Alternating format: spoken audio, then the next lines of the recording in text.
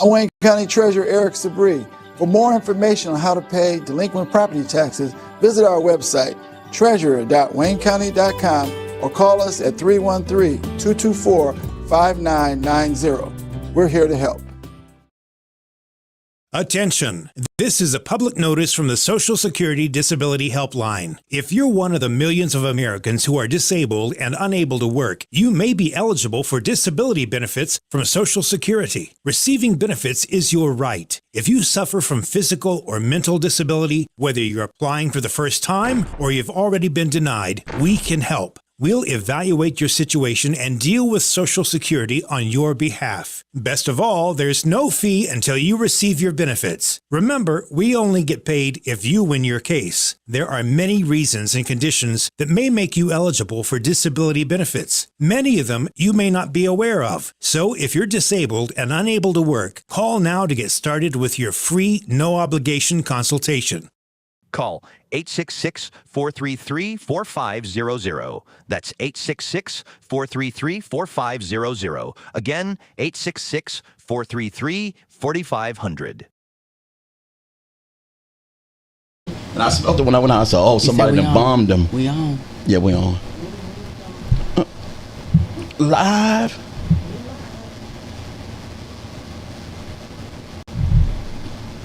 Do you love? God bless you, God bless you, God bless you. This is Courageous Detroit Radio. I am Mr. Faulkner, and this show is called Faulkner Favorite Friends. I'm here with my host, Almost True Mahogany, because she's not feeling the best.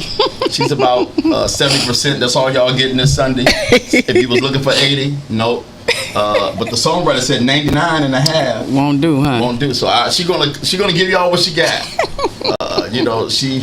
She's chosen by God only because she's dark skinned. Is that right? She's a survivor. Is that right? She got on a blue jean jacket. I do. With a sundress. Listen, we ain't gonna talk about how Dr. Faulkner is coming up in here today. She has on a Detroit "What Up Though" hat. And we Detroit Tigers hat. What she gonna say to y'all today? She is letting y'all have it. That's you, sir. So that's you looking, coming here looking like our Muslim brothers. Assalamu alaikum. Alaikum salam. And I will take a pork chop only because I'm still eating pork, but I pray over it. But at 50-ish, I'm about to put it all to the side. Well, look, you look good. You look blessed. Yeah, the pork ain't messed up my skin. How was church today? Church was awesome. Just a great word of God. So I have a pet peeve. And my pet and what peeve is that? is when you mount the pulpit, say something about Jesus. Please. It makes it more palatable, and it makes it more. I think it's egregious when you get up there on Sunday morning now. So give us an example of someone mounting the pulpit and them not saying anything about Jesus. Give us an example. What do they not say? They say a lot of great things, but for a good ear, well, you know who we sit under. True. For a good ear, and a good eye, and I've been through enough. I don't want to hear a good speech on Sunday. I want some show enough. Sugar on the grits. Do you put sugar on your grits? No, I put salt and pepper. She put salt and pepper on hers. But let me just talk about that real quick. If good grits only need salt and pepper, sugar was a down south thing, I think, because we were so broke, we just wanted to put something on something. Is that put right? sugar on our cornbread and buttermilk. We put sugar in there. So sugar was something we had a lot of. See, we ran out of meat. We ran out of lighting gas, but one thing we had a lot of in the poor homes was big bags of sugar. You know, back then they made sugars bigger than babies. Yeah, so 25-pound bag. So when you got the cooking, you said, well, what are we gonna do with it? We just got beans, y'all. Throw some sugar on it. Throw some D's on it. You know, they threw some sugar on them beans. Right. So we put sugar in our grits. Some people put sugar in their spaghetti. Now back to the word. So for a trained ear like mine, I just love to hear his name. I love to hear what he came for. That's the gospel. Well, to reference him in the house of the Lord. Yeah. Well, you know, and that's what you want to hear, a reference because of where we are. Yeah. But nowadays, Dre, and a lot of churches do this, I don't belong to one. Thank goodness. But a lot of churches do this. They just get up and say things to appease the people or to entertain the people. People want to be entertained, even in church. They don't want to they don't want to spend a whole lot of time there. Now I know that you said entertain. Do you believe that's a form of entertainment? Absolutely. Okay. If I'm appeasing, if I'm saying a lot of great things, a lot of useful things, a lot of helpful things, but I'm not mentioning the very name, the very reason that we're here in this building today, that's entertainment. Yeah. It's entertainment because a lot of people live any old kind of way during the week, and then when it comes Sunday, we put on this front and facade. Yeah. You know what I'm saying? I've been there. I've had to get myself together.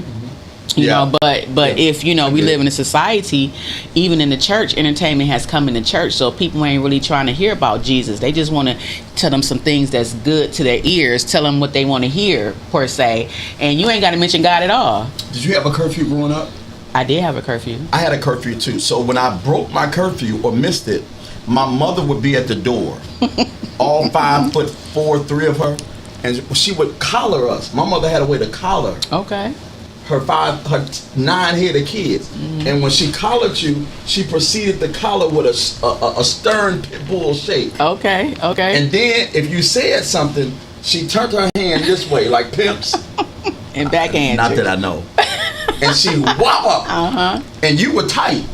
One time she did me like that, and the waters flew. They flowed. That woman made me pee on myself at about 16 or 17. And I cussed. She knew what to do. I cussed the day I was born. I cussed the birthday cake for 16. I cursed everybody but her. But I said that to say it was a rebuke when you came in her house wrong. When you go into the house of the Lord, and I've been in there on I had some hot Saturday nights. But I never missed it. So when I got there, the least I could hear is the death, the burial. And all you great scholars, you have matriculated from Enon Bible College, some of the great historical college. Give it to us. It's people who are struggling. And if you get up there with a good speech, they go home with that struggle. Absolutely. But what gets you up is the fact that he got up. Absolutely. He came to die. And an encouragement. So he was born to die. Absolutely. And an encouragement. That's my little pet peeve. Right. Well, since we on pet peeves, let me tell you one of mine. Okay. And this is probably coming from where we came from. Okay. I do not like a whole lot of walking in church. Absolutely. To me, now I understand. You can't even do that in court. No, you can't. So to me, unless you have disabilities, some issues. And even in then, people that they sat in the back so they could be closer to where they had to get to where they had to go. Yeah. Especially when the word is going on. What are you walking for? Yeah. I don't. That's one of my. That's because the bishop, he was real. He was real. And I trained my children. My children didn't walk there and say. Even Pastor Jackson complimented me on how my children would sit. They didn't even get up after church until they looked at us and we gave them the okay. Yeah. But what is all the walking for in church? You come to church just to walk. Let me tell you what most of the walking. I don't understand it. And I was talking about cell phone before we came on. I got a loaner. Cell phones. That you right about cell that. Cell phones will make because you. That's another thing. And what I noticed too about the kids now. Everybody bringing their kids to church with these electronic devices. Yeah, well, that's to pacify them. What's okay? I know some churches may not have children's church, but I guess it's back to when we came up. Now, how they own these devices, got the headphones on, and they got the iPads, and they got the phones, and they bugging you while you listening to the word. Mom, look at it.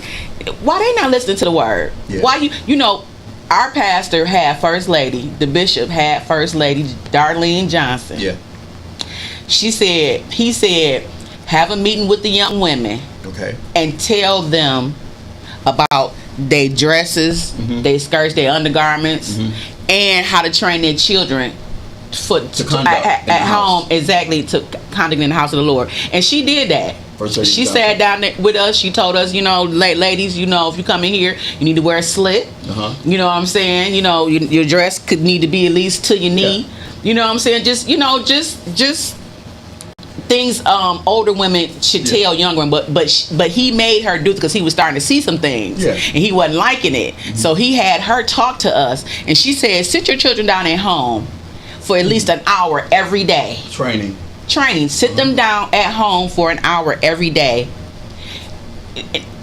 Tell them it's quiet time. It's be still time. Getting them prepared for Sunday morning. Exactly. And tell them this is what, when you come to church, we're going to sit. I understand if you got to go, to the but he only allowed that so many times. You got up, he maybe once, but you 3-4 times, he was stopping the service and ask you what's the problem. But it's people don't train. They're letting these electronic devices raise their children, even in the church, even church folk. I don't understand it. How your kid not listening to the word, but you are? I mean, we had to. Growing up, we didn't have electronics. We did not. If we did, I think my mom would have said, leave them at home. Absolutely. Or in the car. Absolutely. Or, in the horse and carrots. Absolutely, because everybody is on their phones during church now. It's a lot. It's just so much, you know what I'm saying? So my heart my heart goes out to leaders. Yeah, it's and a lot going on. I'm a specify this certain part. My heart goes out to leaders that really have a heart for God and a heart for the people. A lot of leaders don't. A lot of leaders are in it for the money. They're in it for entertainment. The Bible speaks on them. Yeah, they're in it for a lot of other things other than being in it for the word and for and making disciples of men, which that's what the calling was my pastor, so and the bishop, and make us disciples of men so we can go out and get other disciples. But my heart goes out to leaders that have the heart for God and a heart for the people, because especially us is something else. I said if I ever left where I'm at, I probably want to go to a multicultural church. Black churches be doing too much with all nationalities. Because black churches be doing too much. Black churches be doing too much. So look, Saturday, guess what I did? Saturday I was driving, minding my own business. Okay. And I saw witnessing. Okay. You did. 101. Okay. The Hebrew Israelites were on Gratiot and 7 Mile. Do they be witnessing? And or do they be yelling at the folks? I got out. Did you? Because I love it. First I applauded them, and then I listened. So when they see a black guy, especially a black guy, as good looking as me, so they were like, "Hey, brother!" They gave me a water. They almost gave me a chair. Really? They said, "Oh man, what are you?" I said, "I don't want to talk. I just want to hear." They said, "I know. But we saw a black brother." And they don't get too much blacker than me. Okay. And so they were excited. I was excited because I just wanted to hear. Okay. One thing, they're very astute. They know that Old Testament like the back of their hands. That's all they. And I was on the phone with someone, and so since I didn't have a brother or a comrade with me, I let my phone call stay in my pocket, just in case they tried to, rough me up. And I would have to throw, but because I wouldn't say too much. I just wanted to hear, because I'm nosy. My mother used to say I'm her nosiest child. Okay. And so I heard them. They told me that our day is coming. Our day is now. We're gonna get the whip. Talking about black people. Black people. Okay. They're real stern on knowing who you are as a not African American. They don't really like that. They want us to know that we are in the tribe. And when you look at all those names, the and as they begin to talk, I looked at the tribes. And that sounds like some of my kinfolk. Well, they're not. They're not. That part is true. They're not lying about that part. My thing with them is that they're just solely bent on the Old Testament, which they call the law, which is the Torah. So they're just bent on the Old Testament. I don't really think they fool with the New Testament. I'm not going to say they don't fool. I believe their bread and butter is the old. Absolutely. And so being that that's their bread and butter, and it gives them their strength. What I think about them is they give too much power to the flesh. If he was black, amen. I really don't care. Now, I may change my mind when I get a little older. I may change my mind, but right now, I really don't care if he was polka dot. I like the fact that my pet peeve that he came and died for Andre stuff. Absolutely. And he rose again. Absolutely. And now he sits on the right hand. Now, being black won't get me there.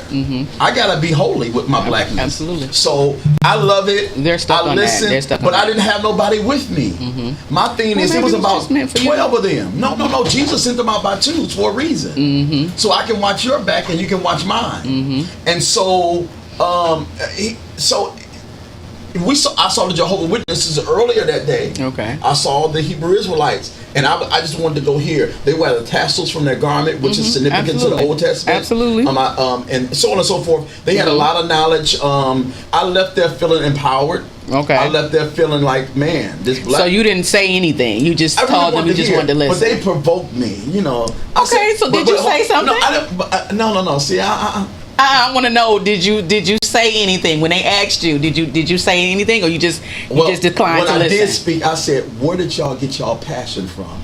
And they said, Okay. "Oh, because it takes passion to do that." Absolutely. So you got Hitler had a passion. It was wicked and divisive and ugly, but passion drives you to do what you do. So I asked them, "Where did you get the passion from?" They said, "Because we have to let the black man know who he is, and catch this, who he ain't."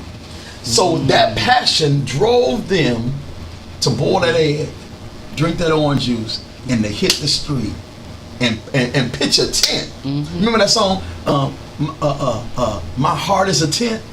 It's a religious song, and I'm gonna pitch my tent. So what I'm That's sending me a certain play. I love passion. Passion makes the Jehovah's Witness. Passion make the Muslims get out there. And so, but I love the way this is going, because this actually is a segue into what I maybe wanted to say a little bit later. But one of the things they're bent on, which a lot of the Jews and a lot of other religions are bent on, is works. They believe works can get you into heaven, and that's not what Jesus taught. So that's the difference between them and us. The word teaches us, and it says to believe. They believe that works, and other religions believe that works can get you in. And we know that. And the word clearly states that it doesn't, but they can't get past that. And not just to talk about them or other religions, let's just bring it on to us. Let's just bring it on to how we believe, how we were taught to believe. A lot of us coming up in church, it was a lot of religiosity in church. Yeah, still is. You gotta wear this. You on the first Sunday, you gotta pay all these dues. You can't wear this. You can't wear lipstick. You can't wear makeup. You didn't like any of that, or now older you kind of. Well, I didn't like it then. I used to express it to Guy all the time. I liked it. I understand, but what I'm saying is a lot of things that we were brought up under, and not saying that because we had a wonderful, and I'm saying that, but I said a lot of things were religion is as far as attire. It did not. And so now when I run into people, because you love to witness, I love to witness. When you run into people, the thing that I keep running, and the lady had talked about it on Facebook. And I didn't think anybody had noticed it, but a lot of what I run into with people is that they feel like they're not worthy of God's goodness or grace or mercy because of some of the things that they were taught. How they were taught to view God, how they were taught where they couldn't come into the house of the Lord and this and how they were taught. So a lot of people don't even feel worthy of God's grace, of His mercy, of His goodness because of how they taught. They feel like they're just totally unworthy. Oh, well, I didn't go to school and I don't like my mom and them and I didn't. I'm telling you, even with people's, I'm telling you what I run into. Even with their lifestyles, what they do, how they choose to live, or what they're not doing, because of, and this is what people have personally told me, is that they view God in a stern disciplinary. They like you got a bat waiting for you to. Like you're never if you don't do it this way, you're not gonna be good enough. You know what I'm saying? So that's what I've come into, and I've come in contact with people from all walks of life. You know what I'm saying? Drug addicts, prostitutes, people that's strippers, you know, the people that's cheating on their spouses. People, and it's all from a sense of trauma, of course. But they think that they're not good enough. They have to come to God a certain way, and it's because of what they were exposed to, and that's not true. A lot of people believe that they can't reach God because they're quote unquote not what they're supposed to be. When all actuality is, you know, I think that, and I listen to, like when you were saying about when you come in the house, you want to hear God be exalted. No, I want to hear. You want to hear? I want to hear something about the death, the burial, resurrection. Exactly. Yeah. So nowadays, when the preaching is taking place, right. When the preaching is taking place, nowadays I don't hear a lot of preaching about Jesus and what he actually did, how he was on the earth, how he dwelt among the regular folk, how Peter. You know, a good show to watch is The Chosen. What's that? It's on the Angels Network. It's the life of Jesus, and it goes into detail about his interaction with the disciples and everything that's on the earth. But a lot of people don't really teach about Jesus and what who he was among. He wasn't among the rich people. He lived with common folk probably from the ghetto. He lived in their houses. He laid within their house at night, and in the day he taught out and about. He wasn't with the Sadducees and the Pharisees, because he said the sick don't need the well don't need a physician. They were always criticizing him, but he was with the everyday folk. He was with the uncommon folk. He was with the folk that people didn't really think was worthy of their God's time and attention. These are the people that he was amongst. Yeah. And when you look at the different people in the Word, Moses, David, Joshua, Elijah, all these people had issues. All these people had issues. Yeah. Well, so we don't elaborate enough on that. Okay. You know what I'm saying? We don't elaborate enough on that. Yeah, I think it's to tell people that you ain't got to be perfect. God ain't looking for you to be perfect to come to him. That's not even his concern. So I was watching a video on Facebook, and a prophet by the name of Richard Nix was posted it. Okay. And it was a lady on there, and she said, I went to church, and when I walked in, they told me to sit here, and I couldn't sit there. I went here, and they told me that was somebody's seat. Well, and she was crying, African American woman crying, and I'm sensitive to African American women crying. I done made enough of them cry. So as I listened to that, guess what I said to myself? First of all, you shouldn't have been late, and you could have sat where you wanted to sit, because I was never late. Never. How do you know she was late? No. Okay, let me tell you something. I'm just asking. First of all, I listened to her verbiage. Okay. She said service was going on. Okay. So, and you couldn't get the seat. Okay. If service is going on and you can't get a seat, that means you were late, or you were in the basement too long trying to get some grits or some chicken. Okay.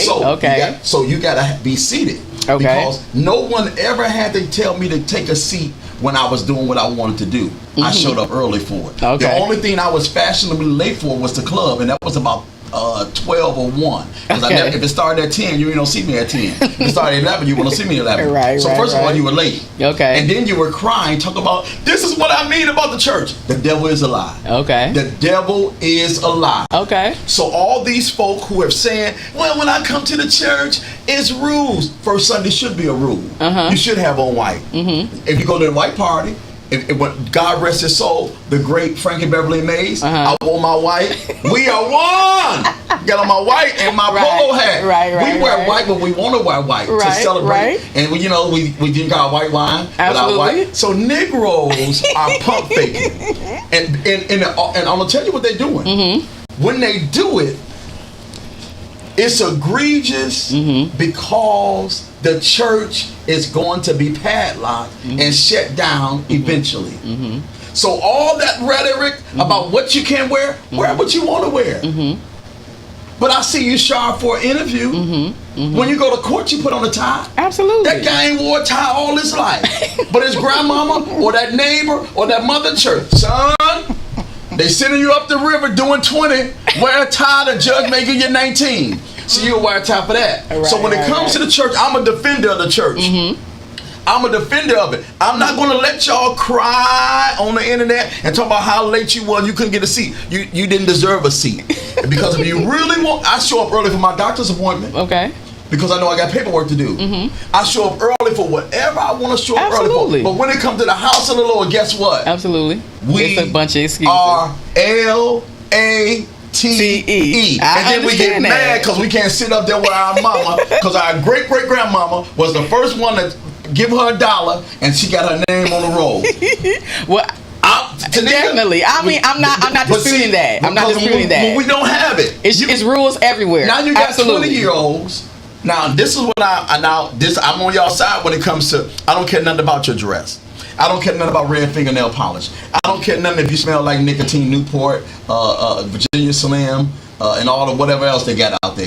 I don't care nothing about that because the church is a hospital. And I would be wrong if I was a surgeon standing at the door saying, don't be bringing all these sick people in here. They bleeding. They need stitches. Right. That's what they're supposed to be. Understood. So I don't care nothing about clothes. Absolutely. I don't care nothing about earrings, makeup. Some women need makeup. I don't care nothing about lashes. You don't got none. I don't care nothing about eyebrows. Paint them on. I don't care nothing about weave. Get the Beyonce. I don't care. Just come.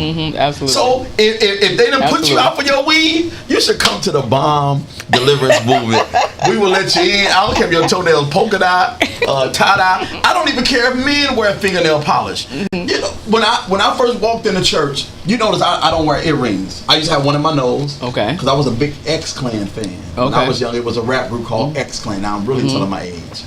Sissies. They were black tribe of these great black men, and to me they were strong. They had their wooden beads. They went into the gold chains. They had the wooden beads. And they had the cookies on. Rap. And so then you had KRS-One. So I got a hold of my nose. I went downtown to Lee's Beauty Supply. I got a hold of my nose. I hid it for a day. I didn't want my mom to see it. I had my earring. I had my little wooden green, black, and red. I think that's whatever. And a little unk on. And didn't know nothing. Didn't know nothing. I just had it on because I like the music. But I said all that to say, we do everything we want to do.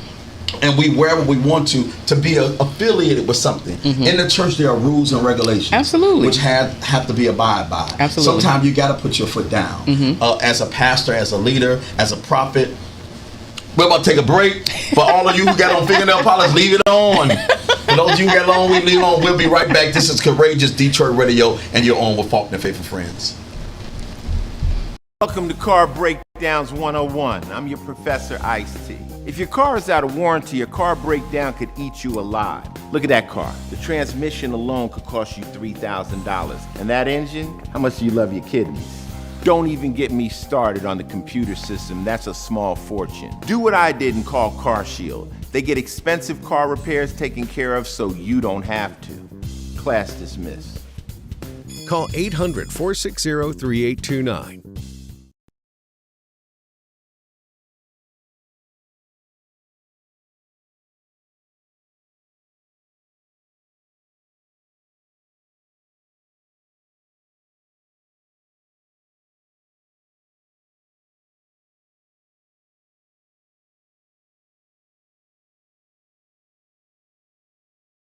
I've learned to fall down on my knees and call on Jesus' name. Now I'm here to testify how he brought me through. What God did for me, he'll do the same for you. Yes, he did, without a doubt. Gave me the victory. The Lord has made a way. Made a way. Yes, he did. Oh, yes, I made it through the storm. There was a time when my life was very hard. Found myself locked out in the cold. No peace within, no will to survive. But when Jesus came in my life, his love abide. Yes, he did, without a doubt. Gave me the victory. The Lord has made a way. Made a way. Yes, he did. Oh, yes, I made it through the storm. My Lord, he worked it out. Yes, he did, without a doubt.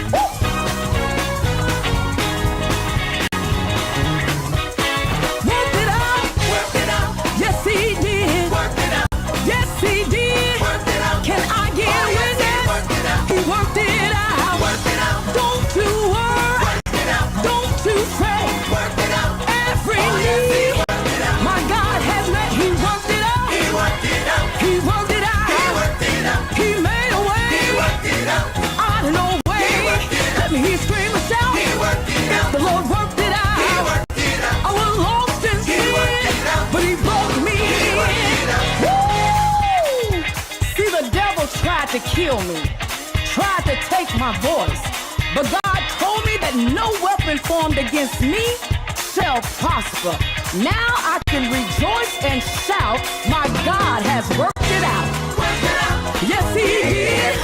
He worked it out. He set me free, gave me the victory.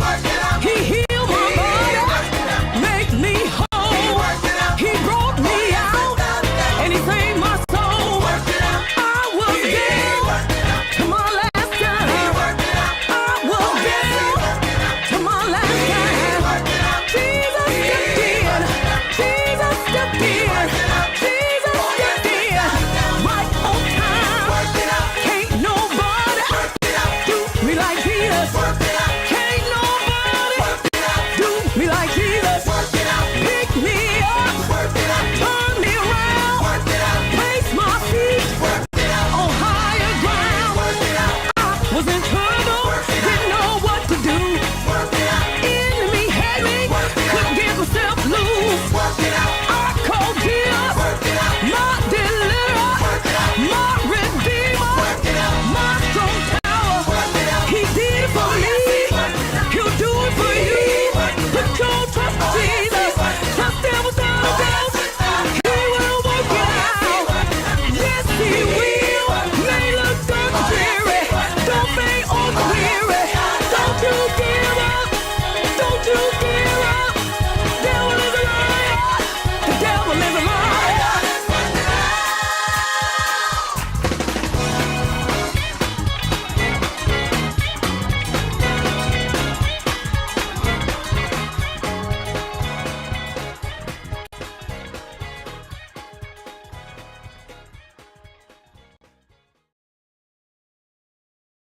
I'm trying to.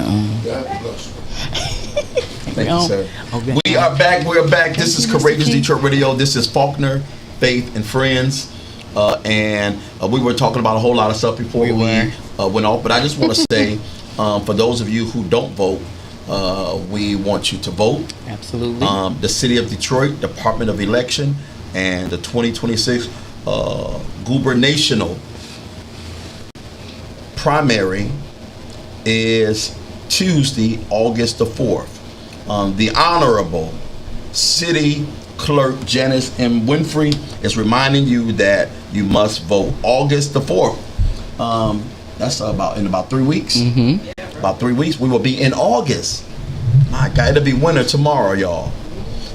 If you are voting absentee, return your ballot right away by mail, drop box, or at the Department of Elections. Early voting begins Saturday, July the 25th through Sunday, August the 2nd at any of our 8 early voting centers from 9 a.m. to 5 p.m. You may also vote on the election day at your polling place from 7 a.m. to 8 p.m. And if you don't know where your polling place is, Google it. Google it. Phones are more for just entertainment and naked videos. Find out where to vote. Absolutely. But more phones are for everything. They can tell you Men about stop with all the videos, naked videos. They can tell you. Find out where you go to vote. How about that? And then you can watch your videos. Join us to get out and vote. Vote party on July the 25th. The address is 2978 West Grand Boulevard, 9 a.m. to 5 p.m. to kick off early voting. So vote. People think voting is important, but voting is very important. Mm-hmm. I work for like a jail / house arrest services.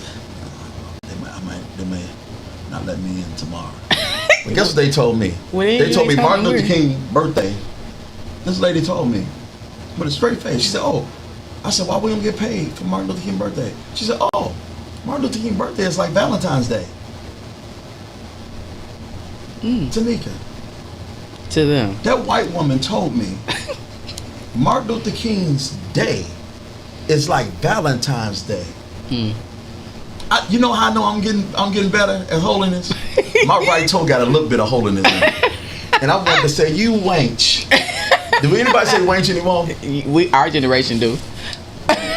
or you heifer. Right. I ain't say none of that. You ain't now say I'm none just of that. yeah. Absolutely. I kept my composure. Absolutely, you did good. And I just walked away. Because I knew a time when you would go at it. You was a little short fused, short tempered. Yeah. In your younger days. Vote for me on the Spin Awards. Yeah, I ain't cussing no more. That's what I was going to do. I was going to talk about Soul Day. The Right Reverend, Dr. A, number 1, Andre Faulkner is up for a Spin Awards. I want you to do your due diligence. They told me my name was way on the bottom, but the last should be first, and the first should be last. Stroll and vote for me. Now look, you got to tell them where. When I die, because I'm going to leave here. I know it's hard to believe, but I'm going to leave here one day. I want y'all to say the Joker was a nominee for a Spin Awards. If I don't win, I've already won. I treated myself to a burger today. Sonny's right up the street. I went there for the first time. Oh, really? Oh, right here on the street? That was one of the best burgers I ever had. Absolutely. Them little, it's not too many of them left. I only had one. I said I only ate one. What? Just one? You know, because I hadn't eaten all day. Mm-hmm. And so I went there, and today I went to service. I went to Sunday school. You didn't get off of the Spin Award now. Okay, vote for me. Okay, you got to tell them where. Hold on, because you're doing a lot of talking. What's my number? What you saying? You got to tell them to go to thespinawards.com/vote. Say it loud. The Spin Awards. Go to where?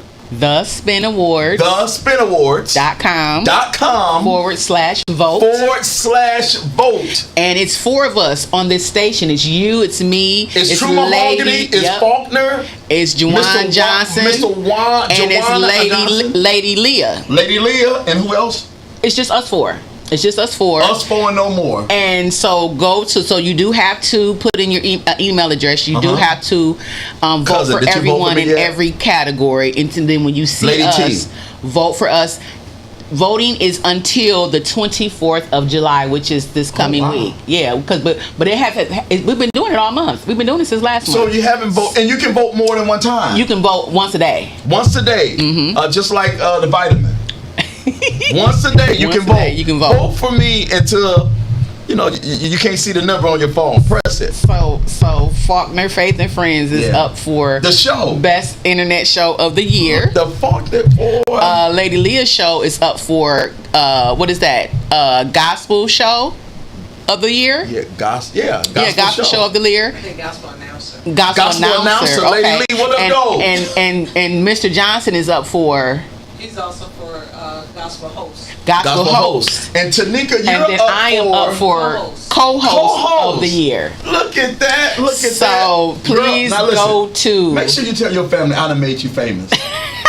Listen, I done made you famous. You done made me famous. It's just like a Negro to take. If I make you win, if you win, a Negro. If you win, what? Girl, you better give me something good for Christmas. Well, listen. If we win, I got to get to the Spin Awards that takes place in October to receive the award. Now, if I win or she win in Atlanta, anybody, the vestry is not open anymore. The who? The vestry. That's where Martin Winans used to shop. Oh, the vestry. Oh, what's the one on? I can't think of it.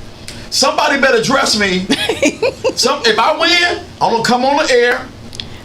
You're gonna be doing the most. I'm gonna be early for one Sunday. You're gonna be doing the most. And I'm gonna get here at 3:45. Doing the most. And I'll say, I need an outfit. Who gonna dress me? I want some white pants with a black. Ooh, I want white. I never wore white pants with a black up here. Really? Ooh, I want to be sharp. You don't want a pair of white pants? I do, but I ain't never paired it like that. But I saw Carl Payne. I call the guy that used to be on Martin. Mm-hmm. It was some show I was watching. He had on white pants, but I was like, oh, that Joker sharp. Black and white is good in this combination. But I never wore lower, just white. So I want to be sharp, y'all. I want to be like Paul Newman salad dressing. Because I'll be dressing y'all. Yeah. And then I want to be like the greatest. You know what they call me in the streets, right? No, I don't know. They call me Dark Gable. Is that right? Yeah. Dark Gable. Yeah, you see? I call you Dark something else, but we ain't gonna say that online. They may cancel. Right. They may cancel us. Dark Gable. Anybody know who Clark Gable? You know who Clark Gable was? You're a little younger than me. Clark Gable. No. He was a great actor. What? He was what black. About Paul Newman. I heard about Paul Newman. Clark Gable was not black. He was a white guy. Okay, see, I don't know. What some show was in the 60s and 70s? You know who Shirley Temple was? Nah, I do know who Shirley Temple was. What about Lauren Hardy? No, I don't know. Here's another fine mess you got me into, Laura. Nope, I don't know that. Well, you got to get it. Well, you know who Ronald Reagan was? I do know who Ronald Reagan was. President or Because he was actor? well, he was both. He was an actor before he was president, right? Okay. Well, So you got to tell him to vote vote by vote. the 24th. The 24th is the last day. Next week is the last day. It's You the can't last day to no vote more. for all of us. So- Also, we have the Courageous Inc. presents Soul Day Festival. That's taking place Saturday, July 25th, 2026 at Northwestern High School. Listen, it's from 12 to 9 Northwestern? p.m. Some of y'all went to Northwestern. Right. You go to Northwestern, come on out. But listen, we are going to be there. It's going to be live performances. It's going to be food. It's going to be prizes. It's going to be games. We are the Detroit Courageous Network is going to be there on the scene, so you can come up and talk with us. We can interview you. It's going to be a lot of city officials there, people that is campaigning is going to be there. It is a place for the children. Bring the children out. It's going to be food and games for them. So we just want to come out. It's a day for the community. It's called Soul Day. You gotta sing. Who? I finished that. So Right, I'm about to say. Nah, my daughter You can sing in sing, the choir? but can't sing like Newbie. But it's July 25th, July 25th. which is this coming Saturday. Yes. From 12 to 9, and it's at Northwestern High School. So come on out. Okay. Talk bum, to bum, us. Bum, bum, bum. Can we get a bum, bum? What? DJ Khaled go. We gotta get some of those things. Bum. We gotta get some. Really? Yeah. DJ Khaled say we the best. We the best. We the best. We need him on the show. And he So can come bring out any- for he Soul can bring Day. some Jordans. We So will listen, be there. I want to give a shout out. I'm gonna let you give a shout out to anybody you Okay. want to. Okay. I want to give a shout out to Bishop James Johnson Jr. Okay. He is without a doubt the comeback kid. I went to go see him a few days ago, and he had just had the surgery. He's on the mend, and I said, I seen the lightning flashing. Heard, and that joker, he got the He did. Bishop. Oh Man, my I goodness. love me some James Johnson Jr. I want to say, get well soon, sir. Absolutely. I'm going to say that until I can't say it no more.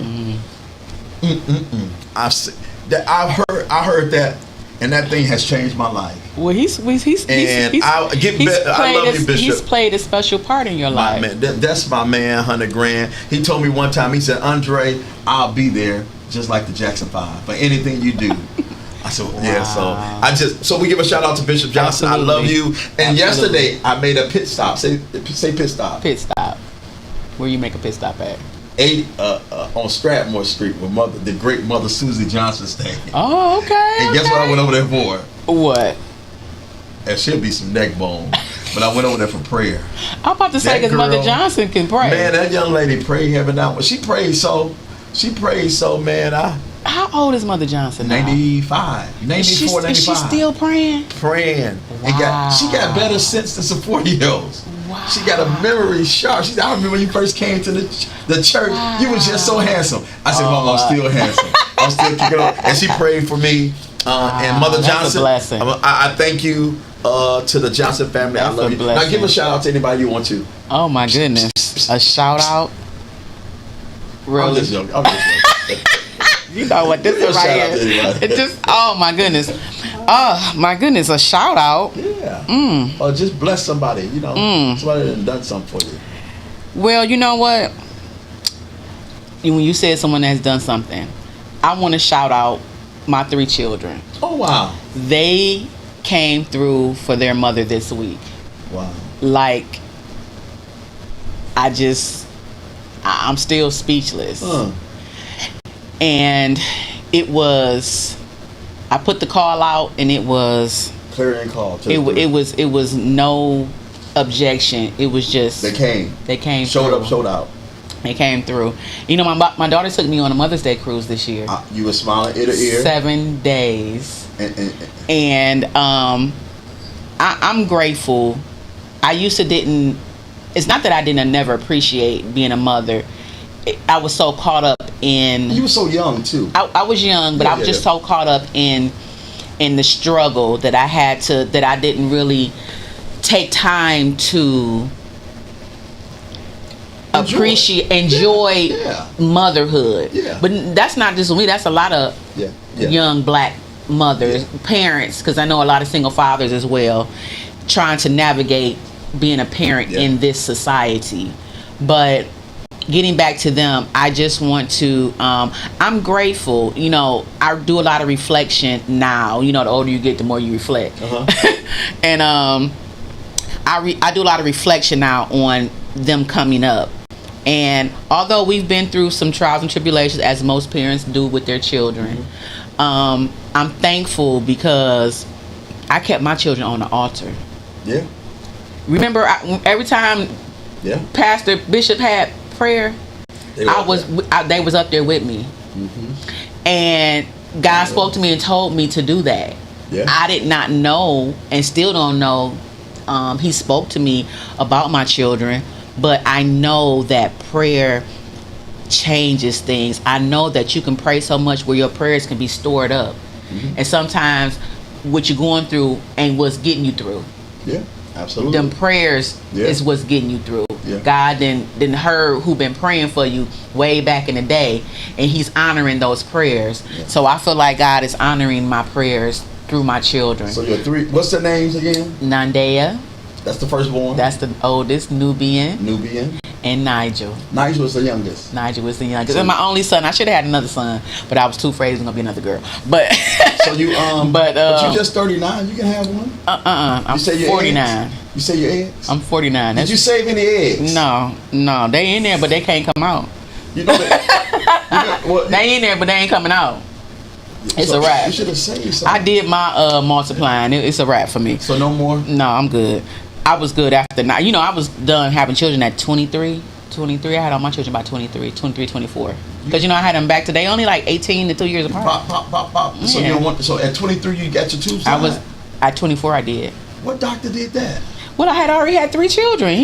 They wasn't objecting. He was at 23. And I had a son, so he was done, and the doctor did it. I'm good. Is he in jail now for doing that? No. You're not supposed to tell nobody tubes at 23. Well, I mean, if I asked.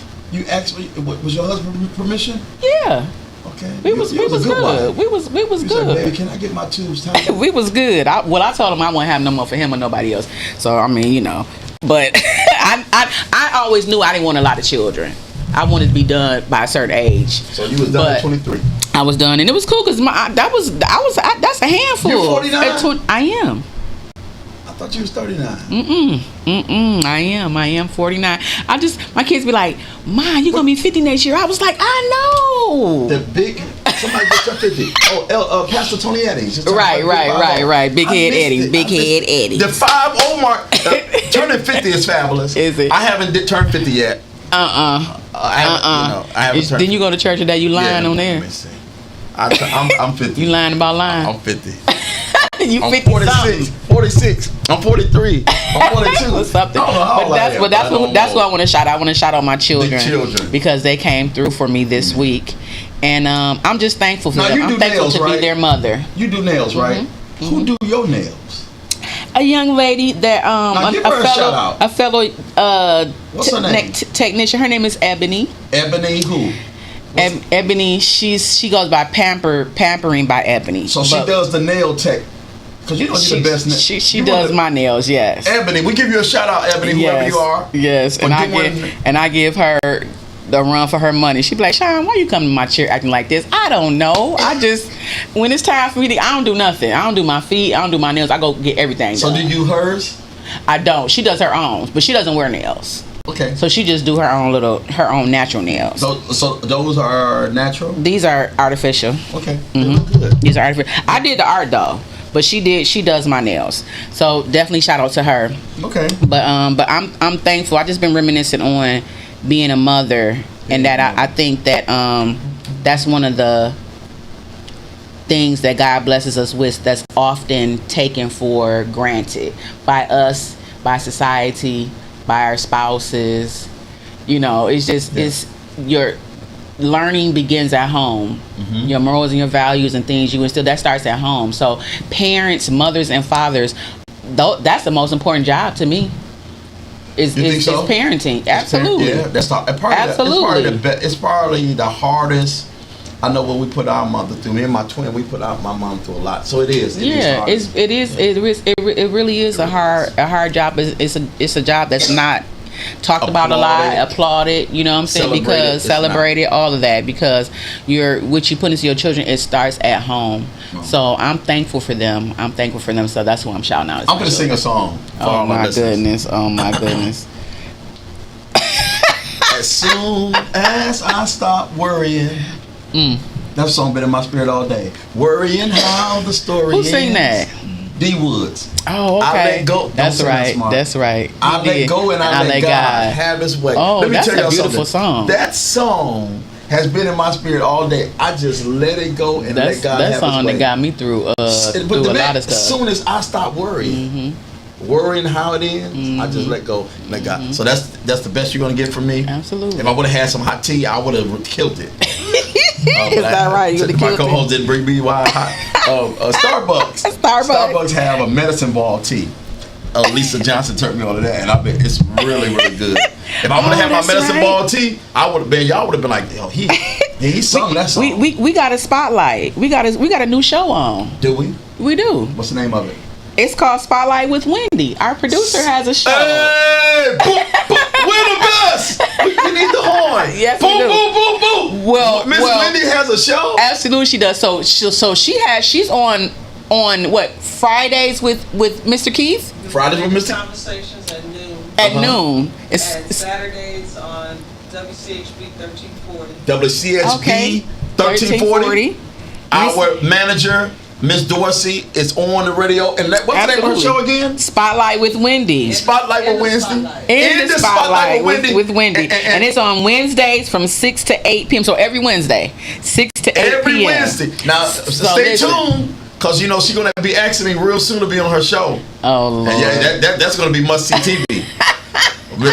Boy. Well, listen, a lot of people, definitely congratulations, Miss Wendy. Yeah. A lot of people don't know. I mean, we don't even know the half, because I didn't find out until last week that she was a Air Force veteran. I ain't know that. She went to the Air Force. So Miss Wendy, she went to the Air Force, and did you know she climbed Mount Everest?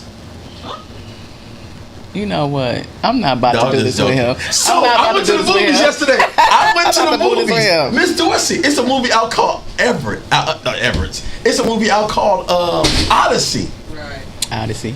And this lady, hey, guy, come on in and have a seat, man. You got some church's chicken? I love church chicken.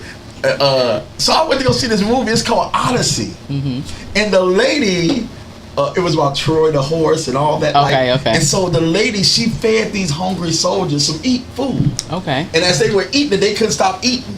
And she walked up to them and she did their face all like this. She was like, and she turned them into pigs. What kind of movie you was watching? It's called Odyssey. Is it sci-fi? What's the little girl, the young Halle Berry? The young Halle Berry. She married to the guy that played Spider-Man. Who, Zendaya? Zendaya's in there. Okay. The guy that make the Jordans, the black guy with the braids, was married to one of the Kardashians. Got a baby by him. He's in it. He's a rapper, great rapper. He's in it. Mary, you talking about Kanye?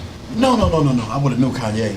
Who is It's a stellar cast. It's called Odyssey. Go see it. Tiger. What is that, sci-fi? Is it sci-fi? No, it's at the theater. No, I'm saying it's probably is. Probably characterized as sci-fi. And so it's just a good movie. But when she turned them into pigs, they couldn't stop eating her soup. But she was a witch. That's just like a woman. No, I'm just. Yeah. Don't do that. We ain't gonna talk about that. You're not gonna dog no women on Faulkner Favorite Friends. I ain't dogging women. I'm not. You don't put them women down. We just have a way of doing things. Don't we, sir? Don't we? Pro women. Don't we? Don't we got a way of doing things? No, last week when I said them hoes, y'all almost put me off the show. Oh. Y'all almost put me on Faulkner Favorite Friends. Y'all almost took the Faulkner out of Favorite Friends. And all I said, we got some hoes in that dwell among us. Just like we have some horse men. And I you know what? I said don't say the word. Hoe? Yes, I did say that. But Rahab was a harlot. Yeah, harlot. But the people don't say harlot no more. The word say harlot. The word says harlot, but we don't say harlot. No, we don't. See, my mother was raised when it was harlots on Woodward. Okay. And that's what they called. They called them harlots back then. They call them streetwalkers. They call them Crow Janes. Crow Janes. My mother My mother said to me one time, I love you, guys. I can't wait to interview you. My mother said to me, Crow James. I never heard it before. My mother said, Andre, you preached and all them Crow James was after you. I said, Mama, what's a Crow James? Oh, and I looked it up. That's a loose woman. Is it? That was that. You know, that's back down in Clarksville. My mother was from Clarksville, Mississippi. Crow James. A Crow James. Oh, that's a Southern term. Don't be a Crow James. Be a holy woman. All right, we finna make segue to our guest. Prostitution is the oldest. Prostitution is the oldest profession in the world. It's very lucrative. Hey, yeah. Yeah, it is lucrative. I tell you how much money this got away from women are very persuasive. Yeah, That's what see, it's the truth. Let me tell you something about you. It's the truth. You're not going to be disgracing no women on this show. I'm not. This is a holy show. And you're not going to be using this. You're not going to be using harlots and all that. I ain't used. Don't be blaming me now. I ain't say the word harlot. I got to defend the women. The African American women. We love y'all here on the Faulkner. You get to come to the show. I don't care what your background was. We let hoes and harlots come on and we will interview you. Listen. Because now you're entrepreneur, you're not selling that, you're selling this. They're great accountants and bookkeepers. Well, she wagered. She hid the men of God. Yeah. And didn't tell. Because can't nobody keep a secret like a hoe. Hoes can keep secrets and too. Fed them. They can't. And then she took care of them. And then when the walls fell, the whole house stood. Absolutely. And guess what? Out of all, did you know there was some churches up there on that wall? Absolutely. And guess what else? Guess what else? And guess what else to seal it all off? And she married. Who did she marry? Boza. Okay. So who is the great grandfather of who? King David. But no, that's the thing. Jesus' bloodline came through came through her. God blessed her for that. Because why? Why? You know what? That's the main thing. This is the main thing. Why? This is the thing. This is my thing right here. And I just recently in the last couple years understood this. I had been told this, but I didn't understand it because I didn't want to understand it. But even when you're not right, it don't matter what you're doing. God wants one thing. He wants you to be obedient. When he tell you to do something, he wants you to do it. He ain't asking you where you at in life. He ain't asking you what you doing, what you got going on. If he speak to you, which he can't speak because he can speak to anybody. Yeah. If he tell you to do something, he wants you to be obedient. Because what? Obedience is better than sacrifice. Yeah. And she was obedient. And the bloodline of Christ. Jesus through absolutely. Yeah. So hoes can be blessed too. And it makes me feel like my family can make it. Because if we can, the Faulkners, you can make it. All the Faulkner hoes, you can make it. You know what? I'm done.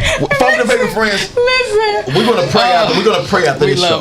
We love y'all. We're gonna pray after this show. We're gonna have a word with True. With True's moment. No, you done had enough. The way you done the way you done kick these women around on the show. See, you done had enough True moment. The way you done call and use that H word. Really? Hold on, let me go down and pray. I'm praying at my bow tie. You know what? Okay, we're gonna come right back, and when we come back, we're gonna come back with our guest, the Faulkner favorite friends, Detroit Courageous Radio.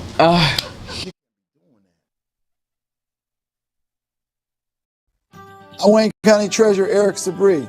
For more information on how to pay delinquent property taxes, visit our website, treasurer.waynecounty.com, or call us at 313-224-5990. We're here to help. Attention timeshare owners. This is an urgent consumer alert from the Timeshare Exit Hotline, a national company special.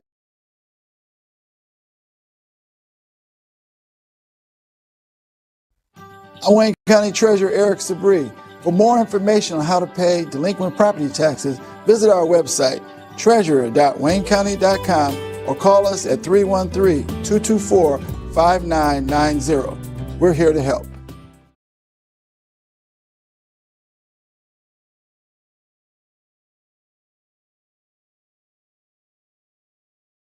Attention timeshare owners. This is an urgent consumer alert from the Timeshare Exit Hotline, a national company specializing in helping consumers legally get out of their expensive timeshare contracts. We're offering you a way to legally get rid of your timeshare. So if you're fed up with the maintenance fees that keep on coming and want to learn if you can terminate your timeshare legally and permanently, call today. Call the number on your screen today. It's a free call. Attention! This is a public notice from the Social Security Disability Helpline. If you're one of the millions of Americans who are disabled and unable to work, you may be eligible for disability benefits from Social Security. Receiving benefits is your right. If you suffer from physical or mental disability, whether you're applying for the first time or you've already been denied, we can help. We'll evaluate your situation and deal with Social Security on your behalf. Best of all, there's no fee until you receive your benefits. Remember, we only get paid if you win your case. There are many reasons and conditions that may make you eligible for disability benefits. Many of them you may not be aware of. So if you're disabled and unable to work, call now to get started with your free, no-obligation consultation. Call 866-433-4500. That's 866-433-4500. Again, 866-433-4500.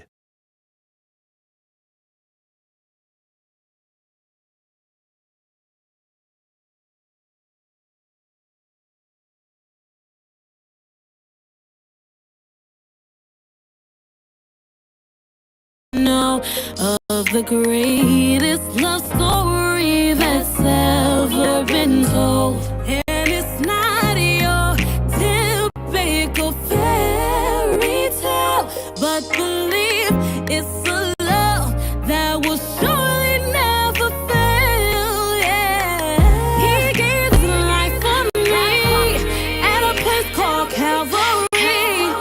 Rose up again on day 3. So I can be set free, and you never disappoint. At my best on my breaking points. So as long as my heart beats, I serve the one and true living G.O.D. Yeah.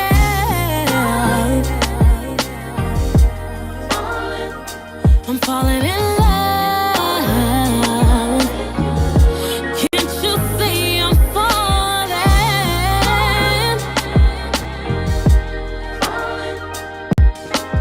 Falling in love with you. So I'm falling, swept off my feet, I'm falling.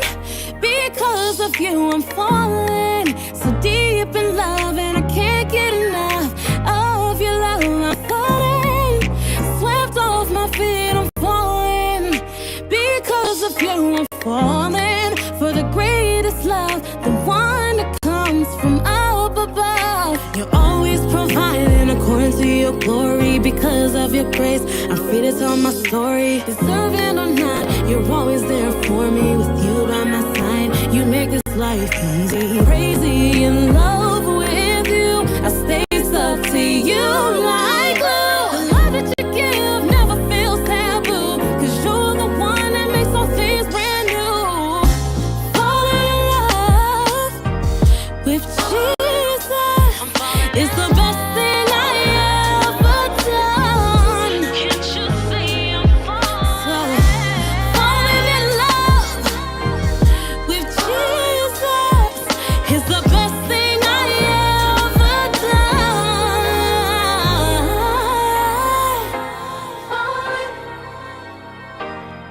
Falling. I'm falling in love. Can't you see that I'm falling, falling, falling, falling for you? I'm falling in love with you.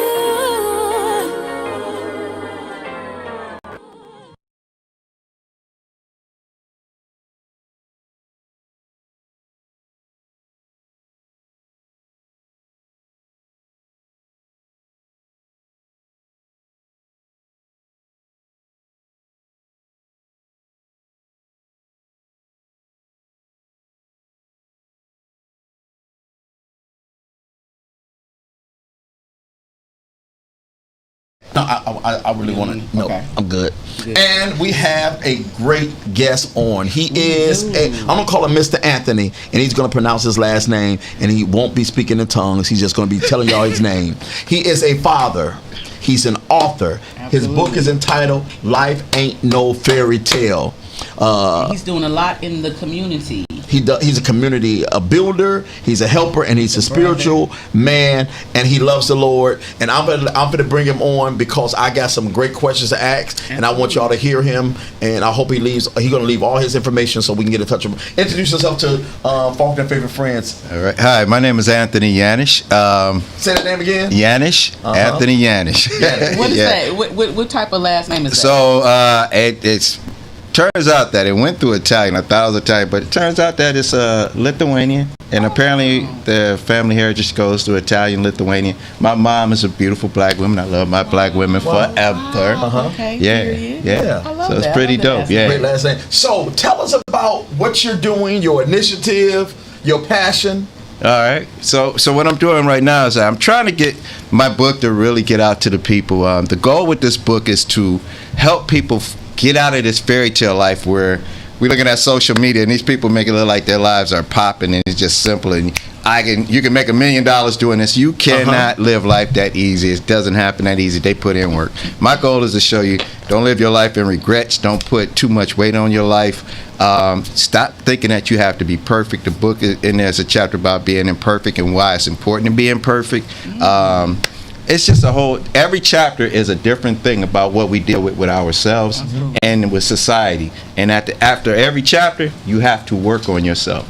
All my chapters are short and they're color coded. So it makes it easy for you, right? To find that page, right? Yes. But I want people to understand, stop believing in that illusion of what's been told to you, what's been shown to you. Because when things start going wrong, you're going to go in panic mode because they're making the world seem like it's perfect. It's not. We got a rough, bumpy life going in front of us. All of us. Yes. God told us that. That's why I say lean on me and not your own understanding, because you're finna run into some hills and you're going to run into some deep valleys. I got you. Just believe in the walk. That's all God looking for. Absolutely. And that's what this book is about, teaching you how to believe in yourself, trust in God, move in faith. How did you come up with the title of the book? I came up with that title real quick because one day I went through a storm and it just hit me. I'm like, you know what, God, it ain't no fairy tale out here. This is real life stuff happening to me, and I was going through some mega stuff, right? Yeah. And when I said that, the words came back, your book is titled Life Ain't No Fairy Tale. That's what I'm trying to tell you. That's why I wrote the Bible. That's why I did the things I do. That's why the Quran is written. All these different books. God's letting you know, it's not a fairy tale. I need you guys to understand. I made you in my likeness and everything, but I gave you freedom of choice. So because you have that freedom of choice, you're either going to do right or you're going to make mistakes. You got to be prepared for your mistakes. And stop thinking that, oh, this is not supposed to happen to me. I'm supposed to just do this and everything moves smoothly. No, life ain't no fairy tale. Stop watching TV like that. It doesn't work like that. Yeah. You know? So tell us about the homes and that initiative. All right. So, Family Ventures is a nonprofit, and our goal with that is that, so we got our LLC and everything done last year. Our goal is to try to buy land and develop in areas where the city has invested in it, and we want to put small homes or slim homes. I'm not even going to call them tiny homes because they got to have 2 or 3 bedrooms in them. Got you. We want to put 2 or 3 per lot in the areas where they invest their money at. So when we put these people in these homes, they got to go through a program of ours. While they live in the home, they got to do a whole year living in the home, follow the program, because we're going to teach them not just a habit. The goal is to make it a total lifestyle. From their kids who are 14 on up, they all have to do this program with us to keep the house. And after that year, the house is yours. You just make the payments, but your house now has equity in it because guess what? The city invested in that area. So you know how it works. We all know when things are happening in the area, our house values go up. And that's our total goal, is to do that. And my other goal is to build actually a homeless city where we put the homeless in a certain area, pocket, away from the people, but we'll have them in a pocket. And the goal is to get them addresses, because if they have an address, guess what? That community now gets more money from the government. Okay. So the goal is to stop letting the government keep all the money and put it in their pocket. Put it in our pockets. Because, mine's getting light and I'm starting to float. There's nothing heavy in my pockets. Okay. Absolutely. Wow. So it's called Family Ventures? Family Ventures. FAMILI Ventures. Gotcha. So do you have a website or that you can tell the people about? So people want to learn about, can they donate? How Tell us more about we're it. building out the website now. Okay. Because I was dealing with bad injuries. Like I said, life ain't no fairy tale. I took a bad injury at a job I used to be at. Okay. Where I was when I fell, I was paralyzed for 5 minutes. All last year, I was trying to recover. Gotcha. It was just this year they finally got my head to turn again. My back, everything I could do. I still got pain in the lower part, but this thing called PRP fixed me from this new facility I went called medical specialty out in Dearborn. They got me right, but I was out of work, so we got set back. So now I'm working on developing the website, but my goal is just get the grants, get them inside the account, so we can at least start sitting down with the people about the bundle houses. Because we get them in groups, these people give us deal on homes. Wow. Yep, and it makes it easier, so then we can move forward. Absolutely. Yep, and then also too, I want people to see that I'm gonna put my own money in this. So when people want to donate, they can say, "Well, he putting his own money in it, so I know I ain't getting ripped off. This guy is putting his own money into these homes, right?" Absolutely. So I just want people to know we're here for us. Now, is it when you say the land that's available? Is land expensive in Michigan? Well, in certain areas it is, right? Okay. But I've been blessed. I used to work for the city of Detroit, and I found out I get half off. Oh, wow. Right, and then one of the other people, person that's on my board, they work for the city. They get half off, so it makes it easier for us to financially get these lands to help people. So basically, I'm just trying to take land that I can get a decent price on and help somebody else live. Absolutely. Give them a shot at life. You know, that's my total goal with this whole thing. I'm not trying to be rich. If I become comfortable in life, that's my satisfaction. You know what I'm saying? Everybody, you got to know. You got to understand, greed needs to feed all the time. And if you're going to be greedy, you're going to be forever trying to feed it. And you're going to get dog tired. You're just going to get dog tired. And you're going to start doing frivolous stuff with it. Like, I'm going to say it, Jeff Bezos, a rocket just to fly around in outer space when you got hungry people down here. Elon Musk with all his side spending, you know, whatever. All these ridiculous spending when we have people in need. And you made all your money off our taxpayer dollars. Absolutely. Right? So it's like, yo, check this out. I'm going to give you all the money, Elon, but I want you to go buy you a yacht. Don't help me, because I'm over here complaining about my life, but I don't want you to help. That ain't what we want. We like, bro, can you swing a little bit over here and help a brother out? That's what we looking for. You know? So where your passion come to put people in homes, to make sure they have homes? Well, that came from actually my dad. Okay. My dad was always about the community.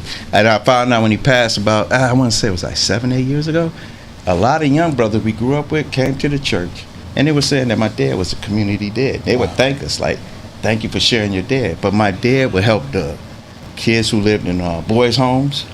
He would look out and play sports with us and other kids when fathers wasn't around. And he was always trying to feed somebody who was on them streets.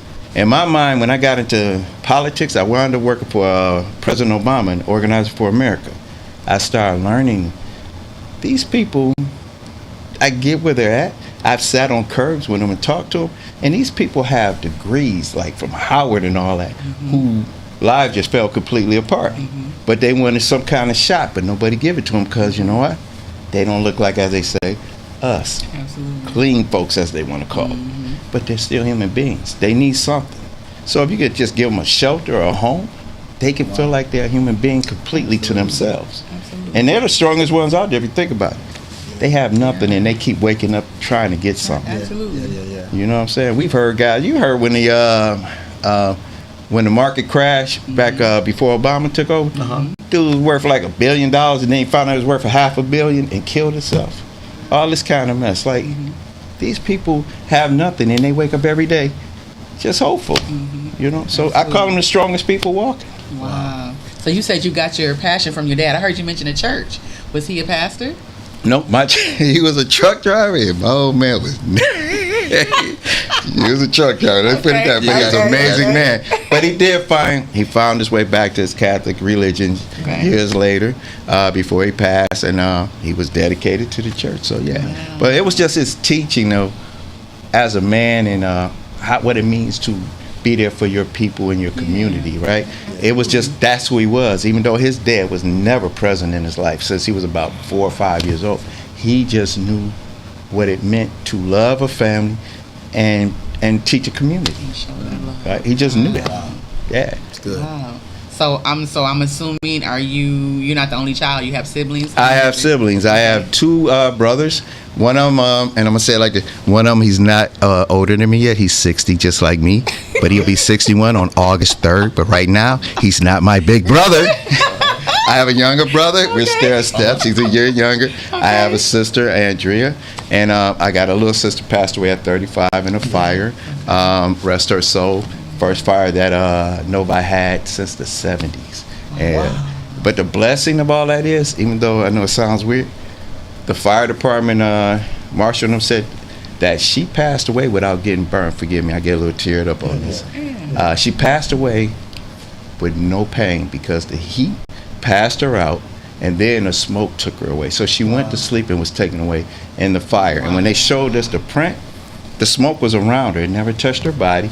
And on the wall in her dining room, right by the kitchen where the fire happened, it was family and home. Looked like they never even got touched by smoke or fire. Even the fire people was like, I've never seen nothing like that. It was like her message to us that I'm home, and I'm with family here too. Wow, that's awesome. Yeah, it's crazy. Forgive me, I get a little tear. That's great memories. Even in that. So it's 5 of you guys? 5 of us. 5. Yeah. Wow. Yep. Come from interracial marriage too. Back when they literally was trying to. I'm actually working on a book called Twisted Rainbow, and it revolves around my dad and mom using all of our society points, but they were trying to take them out back in the day. So your mom was African American, and your dad was basically just call them white. Yeah. Yeah. But they would go out in public, like a lady. That movie that came out, The Lovings. Yes, a lady in Chicago who was a part of that movie who wrote in a tribute to them, saying that my mom and dad, she dedicated to them. And when I talked to her, she said, your mom and dad was my inspiration because she fell in love with a white man, but she would sneak him in the house. She said, but your mom and daddy was always brave enough just to go out. They would go out and be outside with each other and dare the world to challenge them for being in love with each other. Wow. Yeah. Powerful. Yeah. Love is powerful. It supersedes colors and all that stuff. All that stuff, yeah. Whole, one of the most powerful illustrations I seen was just little kids playing with each other. Yeah. It takes somebody grown to tell them, hey, you're playing with a, because kids don't see it. They just love. They just love, yeah. We put that in them, and that, absolutely. but other than that, they'll play and won't have no problem with one another. Exactly. And it's funny because I deal with sometimes on social media I deal with racist people, and I'll put a post showing like 2 kids, different colors, different race. They'll run up to each other, hugging each other. Matter of fact, if you go through, you'll see these kids, I miss you, I love you, this and that, right? They're friends. They're kids, right? And I said, and I let them know, like, in the beginning, racism does not exist until you teach them it exists. It's taught. And that's just how we get to that place, It's a wild place to be in. And I don't understand it when you say, I love God and I'm a Christian or whatever you choose to be. You go to church, but God's blueprint was diversity. Yes. How do you resent diversity? Yeah. And then say you love God? You have to resent God at the same place that you resent diversity. And the world wouldn't be the same without different shades and hues. Exactly. It's just a great world. Exactly. I remember I was staying in Southwest, right off 75, and I went to East Jefferson. It's a little strip called East Jefferson, and I saw African American with Arabs. I saw, and I was looking. I was kind of scared for them, but I said, "Oh, this is where they hanging out at," because love is colorblind. Yeah. Love is colorblind. Yep. And the thing, somebody said it was interesting. It was during the time where the young man who was life was taken, or we don't know for sure, but I believe it was taken on that island, Mr. right? Wells. Yes, thank you. Yeah. And this guy was saying, he said, what's crazy is that us black folks, we just want to be left alone and just leave us be to live our lives. We already know y'all are all against us, but we don't bother y'all. If y'all come in our town or whatever, we friendly to y'all, we kind to you, we're respectful to you, whatever. Yeah. Just leave us alone. Yeah. And it's weird because it's like a focus on us. And honestly, I'll say it to this very day, the media did a great job after we got out of that slavery.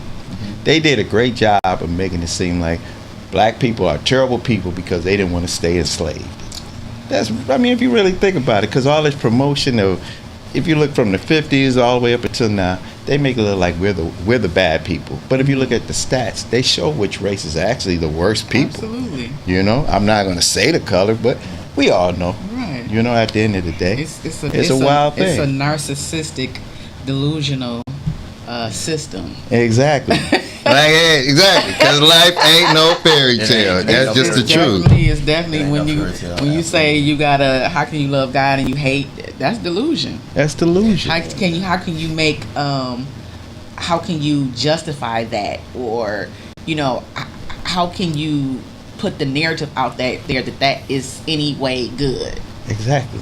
You know what I'm saying? It's just, but of course, and we could go into the history of it, but we don't have time for that today. But of course, these things were strategically designed to hold a certain group of people down, and that's unfortunate that we still live in a society that does that and promotes that. And I do Uber sometimes. Okay. And it's a lot of different people that I come across. And I had a conversation with a white person. Okay. And they were raised, their parents were racist, but they chose to go another way. Wow. And he was telling me that, when he got of age to start expressing that he wasn't with it, that, his parents were, basically almost kind of disowned him because he didn't want to take on their racist ideology. Yeah. Yep. That's the thing. Yep. And we were talking about this in the car, and I was saying to him that I would have loved to have had him on the show and other nationalities on the show, actually, because I've been coming in contact with a lot of Arabs too, a lot of younger Arabs. And so one of my things that I want to do is that I want to bring those of us together, and I'm the type of person, be you, right, but let's discuss your way of thinking or how you've been taught. Let's discuss how that isn't reality. Let's discuss how that may be delusional. Let's discuss the different things that you were taught that wasn't right, and you may feel that way, right? But you know that it's not right. Let's come together. Let's discuss it. Exactly. You know what I'm saying? Let's discuss it. Let's discuss our differences. Yeah. And how I was taught about you and how you was taught about me, and let's come and let's hash it out. And let's talk about the facts. Yep. You know what I'm saying? And how we can be better as a community with other people. Because a lot of people were raised, and I didn't know this. Ubering, I met a lot of different people. A lot of people were raised to think a certain way, and they think that's Bible. Yep. You know what I'm saying? Yep. It just behooves me. I be like, what? Yep. People really think this way. Yep. And until they come in contact with someone who thinks differently, then their wheels begin to turn. But until then, if they haven't come in contact with someone that thinks differently than them, this is the way they think, and they think it's Bible. They think it's, you know what I'm saying? Yeah. And it's it's still people that's in 2026 that think that way. Think about this. Why do you think Obama's been out of office for over 10 years, right? Mm-hmm. They still drag him into the presence in politics and in the life affair. Mm-hmm. Why did they do that? Because he was not their stereotypical training of black people were supposed to be mean and terrible to our families and ignorant and all that. This man showed integrity, composure, leadership, everything you can think of, right?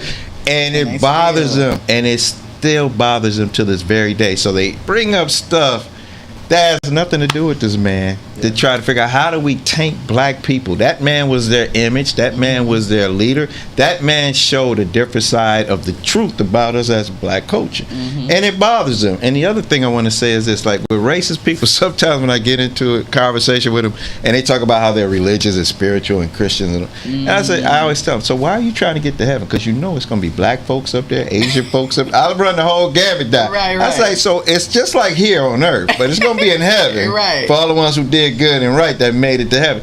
You really trying to get up there to start a fight too? Like, that's God's house now. Wow. And they just look at me like, See, you don't understand. No, you don't understand.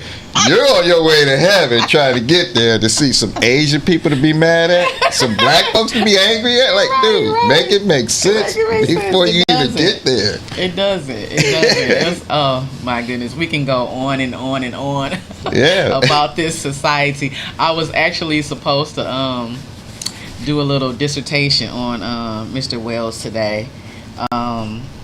But I've decided to wait till next week to do it. But that situation, although there are many others, Yes. we don't want to slight anyone. There are many others just in this year, last year, 2024 alone. But I think what's ever since I've heard about this young man, it's just been bothering me. You know, I get up every day and I think about it. Yeah, You know what I I'm do saying? too. Yeah. I think about I commend his parents for them to, I think they've been on a couple shows and they're just their composure.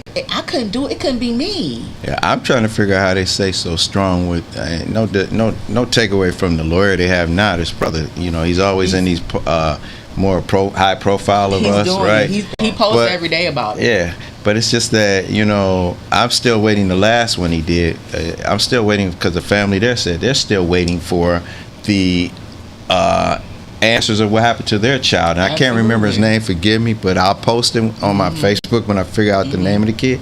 But that family still asking, we still ain't heard about ours yet. Absolutely. And it's no knock on them, but my thing is, brother, if you out there fighting a good fight for us, man, you need to hurry and expedite autopsies, get them out. You had a Colin Kaepernick paid for that autopsy to happen. You have it all done independently, brother. Let's get it out there so we can stop all these different narratives they're going to try to use to take these young men who possibly did do this murder, take them out of there and say, look, because the case has been tainted from all this different misinformation, we can't even trial and we're going to just call it a mistrial. You got to get on your job, brother, to get that information out faster so people can know exactly what's going on, what's happening with that situation. Well, I know that when I was looking up some stuff about it, I know that they're trying to get the case before a grand jury, which I just recently found out what a grand jury is, and I don't really think that's a good idea. Yeah, it's a scary one. That's a chance. Because the grand jury, that's private. Yep. It takes place in the judge's chambers. Yep. I think it's about 6 people. Yep. And they decide whether they're going to try the case. Yep. And so normally the grand jury is like handpicked by the judge, isn't it? I don't know how that fully goes, but that was my perception of it. But I could be wrong. Yeah, but that's not. I don't think that's a great, especially in the state of Mississippi. Yeah, with their history. Yeah, and that's why I'm nervous with that, because remember the young man who was shot in the back by the Asian store owner. Absolutely. And how they presented that case, and then those guys got to get off, even though that situation happened about 2023, but the case came to court finally. Absolutely. And the guy goes off with his life, and you see the black culture decided, well, we're going to kill your business. But the thing is that a child is gone. Yeah. This guy walks free because of the way you guys pursued the case. Absolutely. And presented it before, the media is painting certain narratives, because I've watched certain things. I've watched how they worded certain things. And I just kind of wish the FBI would get involved. But that's FBI is still shaky too. You got Cash Patel over that. I'm just gonna be honest with you. That is. I'm so waiting for him to slide a comedy joke in there. I am, brother. Cause right. Well, we talking about something serious. I'd like it to be a little light with the serious. I was listening to you guys, and but I'm just, his mom and dad. I think they're doing what all of us would do. You got to conduct yourself because you want your son to get everything that's due him. So you can't be. We can't go on there acting like we may feel. Yeah. You got to conduct yourself. Yeah. You got to have control, and so they're doing an excellent job. They are. They better than me on any day. The African American race, we know how to put it together. Yes. They can say what they want to about us, But when it's time to put up or shut up, we know what to do. In that family, we give a great hand praise to the mom and dad of Mr. Wells. Shouldn't have died, but I couldn't imagine. when you look at America, we are right on the precipice of Christ returning to the world. Yeah. So everything. This is Nolan Wells. It will be plenty of more. Yeah. Plenty of more because we're on our way out of here. Yeah. You know, so that's why initiatives like yours, that's why a show like this, it's needed. Yeah. Because we're going to talk about it.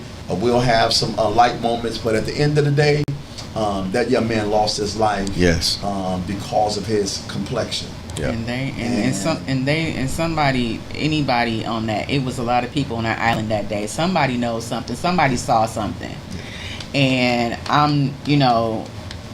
a lot of the stories are already cracking. They started to find out the judge, the absolutely stepmother. one of the they young find out boys. the judge's information was inaccurate. Absolutely. There's a lot of things. So what is break. going to be done with that? I'm pretty sure some type of crime is committed there. Like the state of Mississippi. Well, they have the most lynchings recorded in the so you got state. to think about it's Mississippi. What's the chance of Exactly. anything really happening to her? You know what I'm saying? You So know? it's just it's unfortunate, and it's but something needs to be done. Something needs to be said. Something needs to happen because people need to be held accountable. It's not right. Yeah, and I agree right with you. what happened to him. He should have come home. Yeah. And them boys know what happened to him. Some people didn't saw what happened to that young man. Yeah. And whatever they saw, they decided you need to speak closed up. mouth. They're like, Yeah, I don't want to be speak fed. up. I'm going to keep a closed mouth. Something might happen to you. Oh, Yeah. well, you need to speak up. At the end of the day, though, everything does come to light. Sometimes we don't get judgment here. Yeah. We can say, this needs to happen, but they killed Christ. Yeah. Because of who he was. Exactly. And so we say we want to be like Christ. Well, some of our sons and daughters are going to help us to be like Christ because we're in the end time. Yes. And he's not the only African American child that's going to die this year. Yeah. Some more are going to leave here at the hands of hatred. Yep. It's going to happen. It's going to happen. And so this is what we're in store for. We just got to put on our grown folks slacks and dresses because it's going to happen. Yep. And we got to believe God to get us sometimes we don't get closure, but through our prayer lives or reading the word. We may not get it here, but we'll get it. Every knee will bow. Yep. And tongue confess that he's Lord. So no matter who you are, no matter how racist you are, no matter how egregious you have lived your life, everybody's going to see him and everybody's going to have to bow to him. Yep. And so he may not get judgment here in Mississippi or whatever other place, but we know that we serve a true and living God, so he'll get it. Yep. And I just, he was just so young. But Jesus, the Bible said he was a tender plant. He was extremely young. Yeah. And so that's par for the course. When I first got in church, I thought the church was just telling the whole truth. But they wasn't. Because this ain't no walk through the park, and I ain't skipping and jumping. Yeah. This is a rough life. It's a rough life. And I just happen to be African American. Yeah. I got pulled over today coming from Walmart, and I got insurance, and I took off my hat as if I didn't have a lick of nothing because of just what's in me. Right. I'm very dark. I had on my little baseball cap. I took it off as if I was, and then he asked me about a gun. Bruh, a gun? You ain't run my plate? Right. Exactly. I can't even carry a gun. Like But you all asked of me that about shows it. up So, when you but I run said it. all that to say, in my 50s, I still have. I get tight when I see them. Yep. I get tight. Yep. I can be with my wife. I can be with my girlfriend. I can be with the police. My brother could be a police, and I still get tight. Yep. Because you never. My goal is I went to Walmart to come home. Some people go to Walmart and never come home. Yep. That young man went on a trip, an innocent trip, and didn't make it home. And make it home. Yep. So that's what we're up against in these times, in this climate. But prayer still works. We still have a God that's on the throne that sit high and look low. And we may not get vengeance for him. Hopefully we do, but we may not. Right. But we know that God has the last word. Yep. I agree with that. That's Yeah. that word. Mr. Anthony, Yanish. Yeah, no, I didn't want to. I don't like for people to butcher Faulkner. Somebody be like, "What you call me?" You said, "What?" Her? It's just hey, sleeves roll up, you ready to go? Yeah, that's for real. But so how you said you were good friends with Officer Bettis. Yeah. How is he involved in your initiative? You said your friendship go back. Talk a little bit about your friendship with Officer Bettis. So I met Officer Bettison, Chief Bettison now. I met him when I worked for Congresswoman Brenda Lawrence, and my job was to find out with him, to sit down with him and find out if there's some things that the city of Detroit needed from Congress to help make it more easy for the police officers to interact with the community, you know. So we had a meeting and we chopped it up. But after we finished that conversation, we just had this other personal conversation about life, right? Yeah. And I'm like, you know, down to earth. You know, I saw past a badge and I saw a person, right? And that's how we got to know each other. And I thought he was a great person after that. I talked to friends of mine who retired police officers. Like, yeah, I know Bettison, a good guy, right? And from there, you know, we would, every now and again, we'll hook up and talk and just talk about different things. And when he was working for the mayor, which was Douglas at the time, he was the deputy mayor. I was talking about my vision, and he was just letting me know, well, you know, we're going to be coming up soon. We're going to be investing in different communities in Detroit, millions of dollars in certain areas. So, you know, it'll do you good to go ahead and get your idea of the nonprofit finally registered, right? Everything you need. Yep, everything I had to do, right? And he said, and then just look at these pockets over here. This is where people are, you know, making investments that help build out the community, right?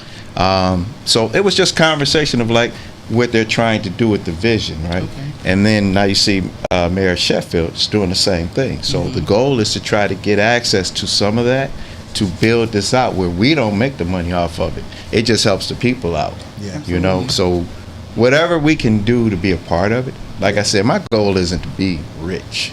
I'm not trying to be diamond rich. I just want to be comfortable rich. You know what I'm saying? Where I can travel 3 or 4 times out the year. My kids need a little money when they're because they're grown ups trying to do it. Okay, you got your rent or whatever, your car. No, I got you. You know, my girl, like, yo, I just want to go over for a week of a staycation is what they call it. I want to do a staycation. We can just do a staycation and pay the bills without going, dang, do I buy the food? Or do I pay for the water bill? What am I paying for here to survive? That's the life I'm trying not to be in, but I don't want nobody else to live in that life either. Absolutely. You know, so that's just my thing I'm trying to do with that. But Bettison is a great friend. He's a good guy. I mean, he's just down to earth. You know, he's a great guy. So, have you guys actually built a home yet, or that's coming? That's coming because I've been learning about these different homes, and when I'm like, okay, this is it. I come across this other one where these homes now they're collapsed out, but they unfold out, right? And they're complete beautiful homes, and they're like one level homes, right? And then in those, when you buy them, they actually give you a washer and dryer to put in there with all of the stuff that comes with it. And the pricing on them, you know, of course, it costs a little to ship them over, but heck, given I got to pay almost $200,000 for a tiny home here, or if I ship it over here, it only run me about $120,000. Why would I not get it from over there and build it out? It unfolds and everything, and it sits. You can sit 2 or 3.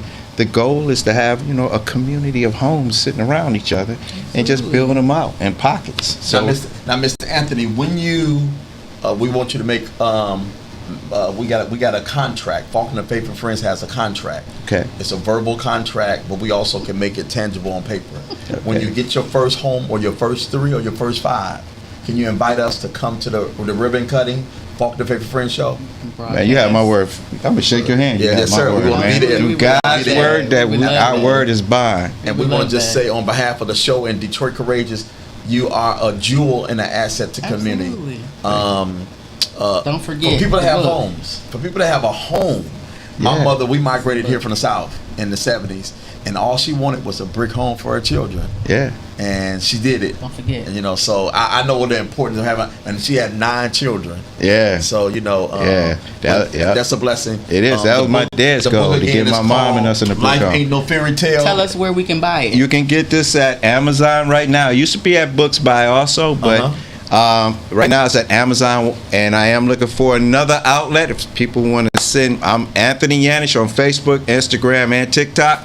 if you have other places that I can sign up with to have my book shipped out to you, let me know, because I'm trying to look at other places other than just Amazon. I want to make it where people can get access to this book anywhere. This book is literally, like I said, in there it talks about the weight of regret. It talks about imperfections. It talks about living your life a certain way. It talks about how to deal with your life in a space of unhappiness while you're there, and how you get out of there, basically. So it's different. Like I said, it's different chapters in this in my book, right? You born and raised here? Born and bred Detroit, man. I would bleed high Detroit school? Cody. Cody, yeah. Okay. Yeah, me and my little sister, she's like my sister. I've known her over 30 years. We have a brick and mortar, and it's called Detroit We're Everywhere. Wow. Yep, and like on the front we got Detroit, and then it's the Tigers, and on the back we everywhere 313, the Lions, the Pistons. Like it's a pretty cool thing. I'll send you guys the link if you want to like let people know about it. You got to come back. Make sure, we want a T-shirt. I'll bring out T-shirts for sure. All three of y'all will definitely get that. All I need is sizes, and I got you. And we'll wear it on I'm losing weight. I'm losing weight. I need a large. You need a large? You losing weight? You I'm need a losing large? weight. I blame all my weight gain on COVID. I was at home eating apple pies and fried you know chicken. what? I did gain some weight during COVID too. Everybody like, when? I'm like, I did it. COVID, I did. God, I really did. I'll take an XL. So, you know. Give me a large. I'll just take an exhale and just look away. I got you. So again, thank you for coming. Absolutely. It's our pleasure. We thank God for It was so you. nice meeting And guess you. what? We thank God for your dad. I thank God for him we too. thank God for his Yeah. dad. You look He's a like him, great don't son. you? Yeah, but they say, well, I'm looking more like him now, but I used to look like my mom. Absolutely. Okay. Yeah. We got to have you back on the show so you can keep us informed on how the initiative is doing. I definitely. Now look, Who? True What you Mahogany. just True Mahogany. Now look, don't be trying to invite this man on a slide. What you mean on the slide? What you talking about? This ain't no dating show now. Wow. Now you done brushed all against the brother. Ain't no. You know Leave what? this man alone. Just come back for. Wow. I say, wow, Miss Dorsey. Wow. He just is throwing me out there like that. Really. I'm just messing with you. I know. But we're gonna get you a man. Ain't nobody. Oh, okay. Well, that's next week's show. Ain't We want to nobody find. looking for I want 3 No, bachelors. No, I was just saying that that it's just so good to meet someone like him that's actually have a tangible. That's something that's tangible. That's you know that's accomplished. He has the right. He knows the right people. Yeah. You know he has the. You know they gave him the insight of what Absolutely. to do, where to do it at, and so we need to keep in contact with people. You know, like yourself, that's doing things that's actually going to happen. You know, what I'm saying, not just talking about it. Absolutely. So thank you for coming on the show, and you know, Do you thank get your for, hands and feet done? Do I get my hands? The reason why I asked Mr. Ant because she is the best. Is she? I've done it twice. You've done it twice. That's I've done it twice. No, why? I'm gonna tell you why. I'm gonna tell you why. I'm gonna go ahead. I'm gonna put this out there. I'm gonna tell you why I didn't go. Right? Hold on. Can we get a drum roll? I want to hear this. So why you don't do self-care? Okay, so I stopped doing self-care because one day I went to get a petty menu. Somebody talked me into it, and I went to a place out in was that Livonia, and it was very professional. Anyway, after they got done, all I know is a couple of weeks later, I started having a toe problem, my big toe. Not paying attention because I was in Congress and working for Congress, and I finally went to a what's it called, podiatrist, like last year because my girl talked me into it.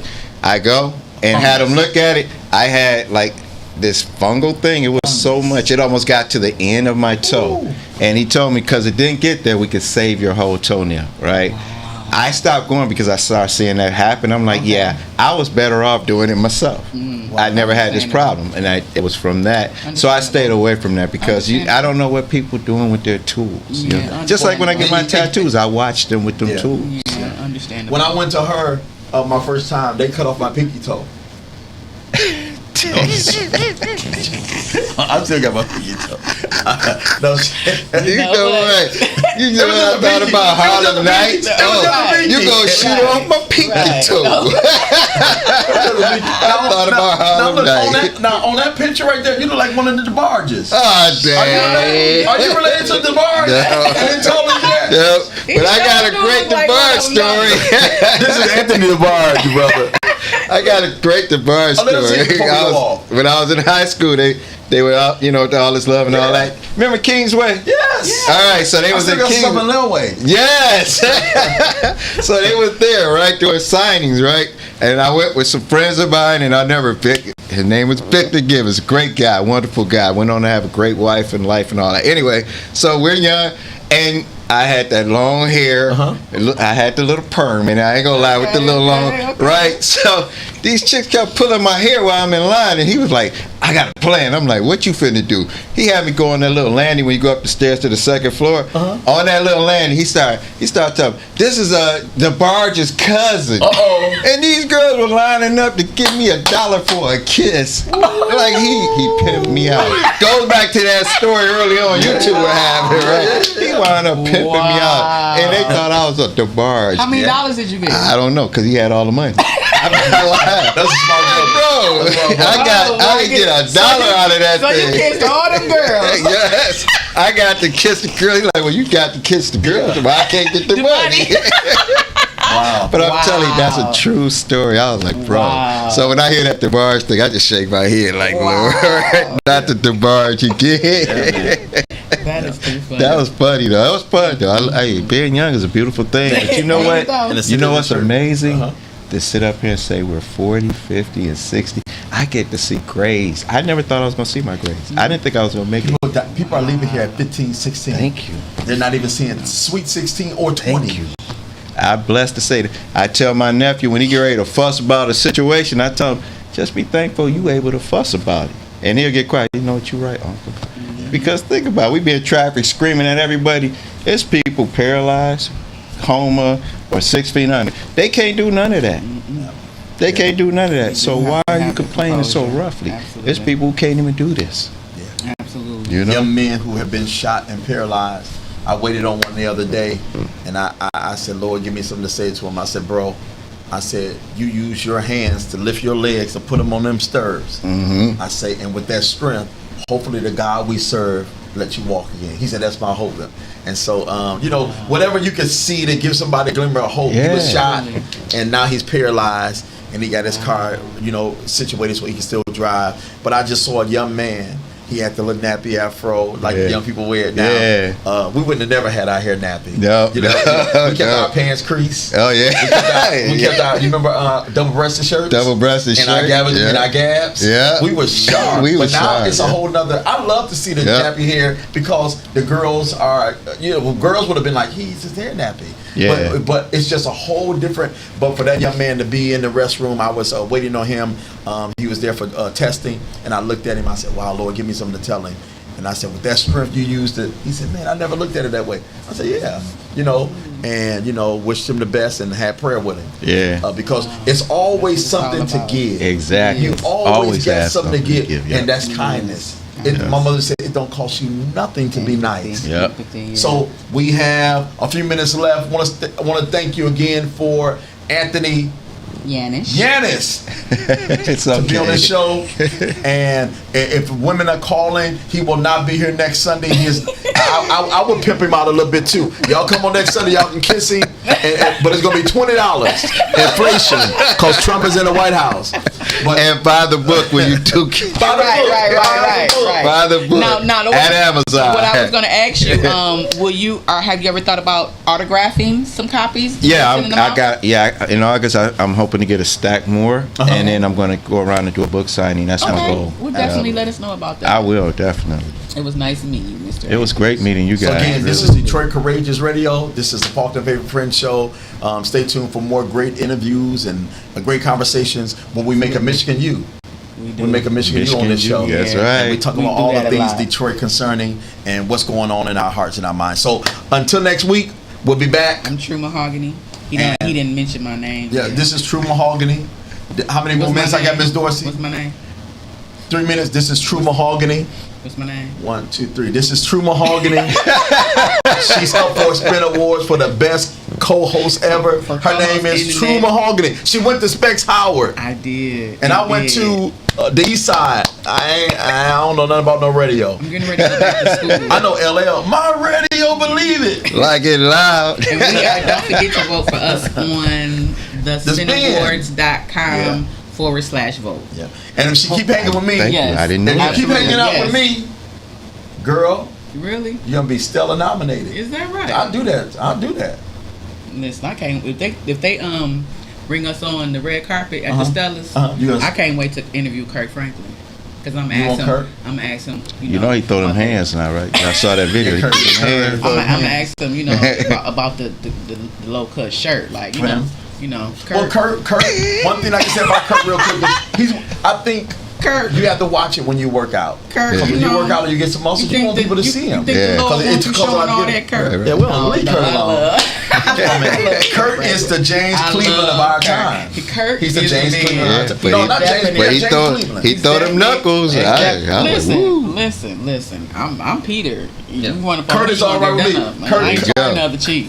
Kurt will cuss you out. Put you out. And then say, God bless you behind it. And then he'll twerk and go home to his wife. But outside that, Kurt Frank, we love you. You can come on this show anytime. You can twerk. I'll let you twerk. No, I won't. No, I won't let you twerk on this. But he is just. We love Kurt. Yeah, God bless you. You guys are a great combination. I swear, y'all a great combination. Thank you again, sir. Thank you. Y'all got my eyes watered. It ain't because of my sister this time. We actually go way back. We've known each other for a really, really, really long time. We came out the same ministries. Yeah, wow, that's amazing. So this show has brought us back full circle. Yeah. So I guess it helps that we already know one another. Yeah. And we're both kind of a little unconventional in some ways, but you gotta love media and podcasts, and the entrepreneur side of it that just open and wide open. To hear, like you said, you guys long-time friends, and now you're here doing something that's amazing. Like that's a blessing that's thrown everywhere that people need to value and understand. Absolutely. What that means, and you guys understand it because you guys work well off each other. Like I said, when I walked in here, I'm like, okay, where did I walk into? You talk about Bibles and whores. What's going on? Are we still on, Miss Dorsey? We are. Oh, we ain't even off. You ain't just walked out the show. I dropped the mic. He dropped that. You know what? See, this little dark. I ain't gonna say. Right. So look. Right. You ain't say goodbye. True Mahogany is about to tell y'all goodbye. Well, first of all, look at this. Y'all see this? Yeah. This is shard. This is a bean pie bow tie. Now, when I wear this, I got to get some bean pies. Bean pies are really good. Are they? I love them. Shabazz bean pies. Never had one. Clear your balls, Y'all owe me. Well, thank you for Goodbye. Next week on your favorite friends on Detroit Courageous Radio, every the Sunday, greatest online gospel radio show in the world. Absolutely. We're the biggest, the baddest, the most courageous online radio show in the world. Thank you for tuning in. See y'all.